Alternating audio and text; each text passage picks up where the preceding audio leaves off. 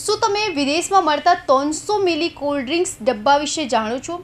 તેમાં કેટલી ખાંડ છે? ફક્ત 13 ગ્રામ. જ્યારે ભારતમાં વેચાતા સમાન ડબ્બામાં લગભગ 40.5 ગ્રામ ખાંડ હોય છે, એટલે કે 3 ગણાથી વધુ. હવે તમે જ વિચારો કે 300 મિલીલીટરની બોટલ પીવાથી લોકો કેટલી ખાંડનો ઉપયોગ કરી રહ્યા છે. હવે ગરમીની સાથે સોફ્ટ ડ્રિંક્સની માંગ પણ વધશે, કારણ કે કાળઝાળ ગરમીમાં પોતાને ઠંડુ રાખવા માટે લોકો આ કૃત્રિમ પીણા સૌથી વધુ પસંદ કરે છે.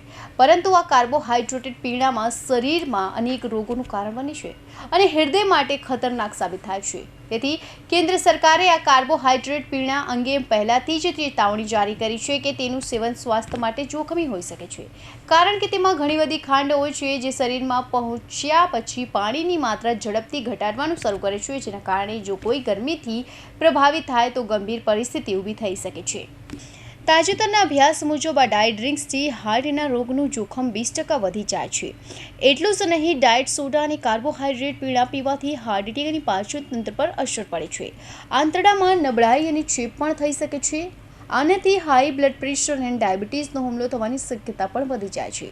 વધુમાં શરીરમાં રહેલી વધારાની સુગર ઉર્જામાં રૂપાંતરિત ન થવાને કારણે પણ સ્થૂળતા વધે છે.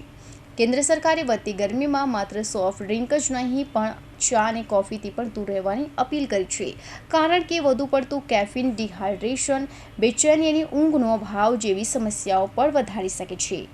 આવી સ્થિતિમાં ગરમી સામે લડવા અને ઠંડકથી ખુદને ફ્રેશ કરવા માટે આ પીણાને બદલે સ્વસ્થ વિકલ્પો અપનાવી શકો છો, જેમ કે સોફ્ટ ડ્રિંકના બદલામાં છાશ, લસ્સી, સિકંજી, કેરી પીણું, શેરડીનો રસ પસંદ કરી શકો છો. આના સિવાય તમે ઘરગથ્થુ ઉપચાર પણ અપનાવી શકો છો, જેમ કે ધણા પુદીનાનો રસ, શાકભાજીનો સૂપ, શેકેલા ડુંગળી અને જીરું, લીંબુ પાણી, કાકડી, કરેલા, ટામેટાનો રસ લઈ શકો છો.